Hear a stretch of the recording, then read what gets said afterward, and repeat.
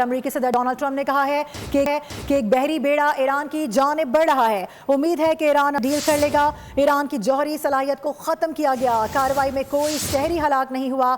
Trump نے وسط مدتی انتخابات کی مہم شروع کرنے کا بھی اعلان کیا، ساتھ ہی انتخابات میں بآسانی کامیابی کا دعویٰ بھی کر گئے۔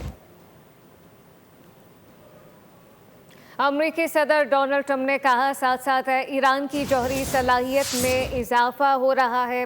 امید ہے کہ ایران امریکہ سے ڈیل کر لے گا۔ ایران کی جوہری صلاحیت کو ختم کیا گیا۔ کارروائی میں کوئی شہری ہلاک نہیں ہوا ہے۔ ٹرمپ نے وسط مدتی انتخابات کی مہم شروع کرنے کا بھی اعلان کیا ہے، جبکہ انتخابات میں بآسانی کامیابی کا دعویٰ کیا گیا ہے۔ امریکی صدر ڈونلڈ ٹرمپ نے کہا کہ ایک بحری بیڑا ایران کی جانب اب بڑھ رہا ہے۔ امید ہے کہ ایران امریکہ سے ڈیل کر لے گا۔